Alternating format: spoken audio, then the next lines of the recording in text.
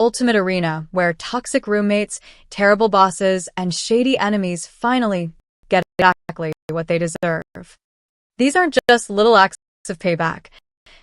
These are carefully planned, brilliantly executed masterstrokes of revenge that make you want to stand up and clap. Today, I've got 3 epic stories for you. The nightmare roommate who met her perfect match.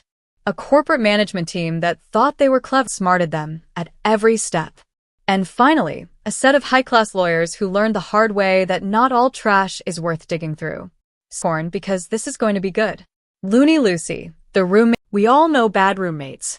Some don't do the dishes, leave trash everywhere, and some just don't respect boundaries. But my roommate, who I'll call Looney Lucy, was on an intel. She was the kind of person who would raid my fridge,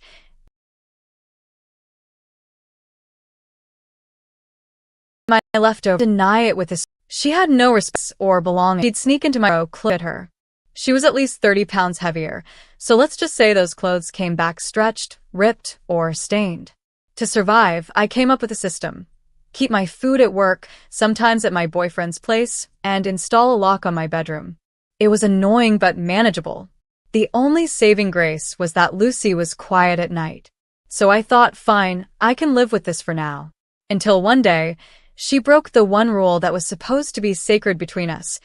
Nobody gets a key to the apartment without both roommates agreeing. This rule was crystal clear.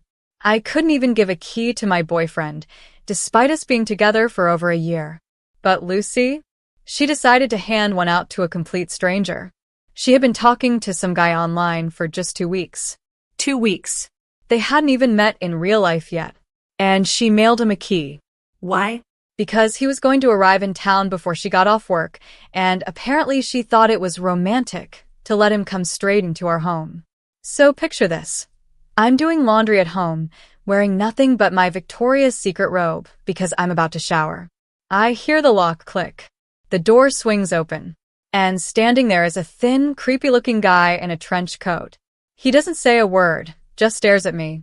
My brain froze for a second.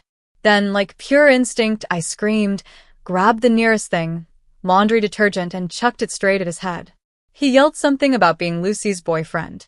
I yelled back that I didn't care if he was the Pope, get out or I'm calling the cops. He finally left, but the damage was done. I called Lucy, demanded answers, and she had the nerve to gush about how sweet he was. No apology. No regret. She even had the audacity to later yell at me, saying I was lucky her boyfriend didn't press charges for the concussion the detergent gave him.